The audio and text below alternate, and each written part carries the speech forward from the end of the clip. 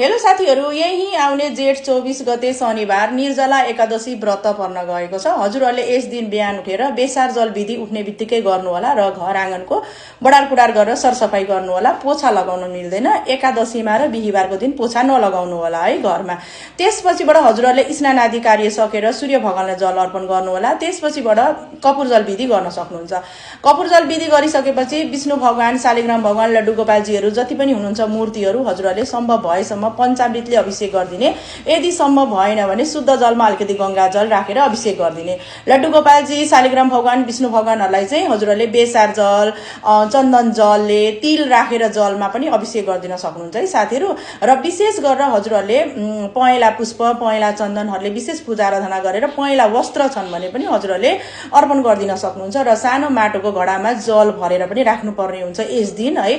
माटोको घडामा जल भर्ने, त्यसमाथि हजुरहरूले अहिले सिजन अनुसारका आँप, पहेँला आँप राखेर पनि हजुरहरूले पूजा आराधना गर्न सक्नुहुन्छ। र भगवानजीहरूलाई पंखाको हावा पनि लगाउनु पर्ने हुन्छ है साथीहरू। पंखाको पनि व्यवस्था गर्दै गर्नु होला। आफ्नो गच्छी अनुसार गर्ने भन्ने भनाइ चाहिँ छ। यसैलाई मध्यनजर राखेर हजुरहरूले गर्नु होला है। र हजुरहरूले पहेँला पाकेका आँप भयो, अनि त्यसरी लिची भयो, काँक्रा भयो, भोगमा लगाउन सक्नुहुन्छ। केही पहेँला मिठाईहरू पनि, ड्राई फ्रुट्सहरू पनि लगाउन सक्नुहुन्छ। अब व्रत कसरी गर्ने भन्दाखेरि चाहिँ निर्जल रहेर गर्ने कि जल पिएर गर्ने भन्ने कुरा आउँछ। कति बेरसम्म सकिन्छ आफ्नो शरीरको प्रकृति हेरेर हजुरहरूले संकल्प लिनुपर्ने हुन्छ बिहान। र नयाँ व्रत थालनी पनि एकादशीको गर्न सक्नुहुन्छ यही निर्जला एकादशीबाट। तुलसीको दल राख्ने एकादशी पनि निर्जला एकादशी नै हो।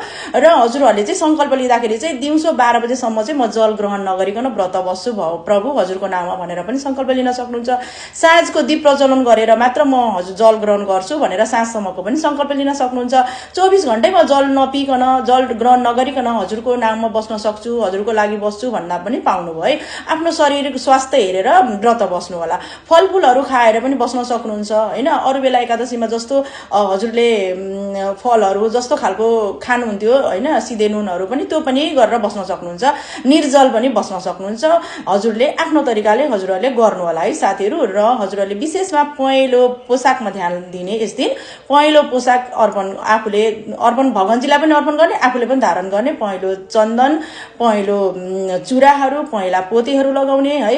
र जेन्ट्सले जति पनि दाजुभाइ हुनुहुन्छ पहेँला टी सर्टहरू, पहेँला कुर्ताहरू लगाउने विशेष हो। निर्जला एकादशी व्रत बस्नाले चाहिँ निर्जल जल नपिकन निर्जला एकादशी व्रत बस्नाले चाहिँ वर्षभरि कुनै पनि एकादशी व्रत बस्नु पर्दैन भन्ने खालको एउटा भनाइ पनि रहेको छ है। हजुरहरूले अलिकति ध्यान दिनु होला। र नयाँ लड्डु गोपालजी, विष्णु भगवान, विष्णु लक्ष्मी माताको जुन प्रतिमाहरू, मूर्तिहरू हजुरहरूले लिनुभएको छ स्थापना गर्न सक्नुहुन्छ। यसै दिन घरमा स्थापना गरेर राख्न पनि सक्नुहुन्छ। कथाहरू पनि हजुरहरूले पढ्नु होला। कथाहरू हुन्छन् हैन, एकादशीको कथाहरू पनि पढ्नु होला।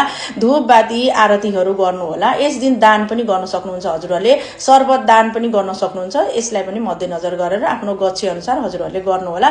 केही दक्षिणाहरू पनि भगवानजीहरूलाई अर्पण गर्नु होला। र तिनै दक्षिणाहरू पनि हजुरहरूले दान स्वरूप या केही वस्तुहरू किन्न पनि सक्नुहुन्छ है। यसरी हजुरहरूले गर्नु होला। निर्जला एकादशी व्रत आउँदैछ। हजुरहरूले भव्य स्वागत गर्नु होला। र हामीसँग जति पनि पूजाका सामग्रीहरू लिनुभएको छ उहाँहरूलाई चाहिँ एकदमै मुरी धन्यवाद दिन चाहन्छु। यति धेरै माया गरिदिनु भएको छ। हाम्रो पूजाको सानोतिनो एउटा हाम्रो थियो, अभियान थियो हैन। र पूजा गरेर भगवानजी पठाउने हाम्रो अभियानलाई अझै हजुरहरूले हातमा हात मिलाएर सहयोग गरिदिनु होला। र पाञ्चायन देवी स्थापना गर्नलाई हजुरहरूले हामीसँग सम्पर्क गर्नु होला। जय श्री कृष्ण, राधे राधे, जय होस्, शुभ होस्, मङ्गल होस्।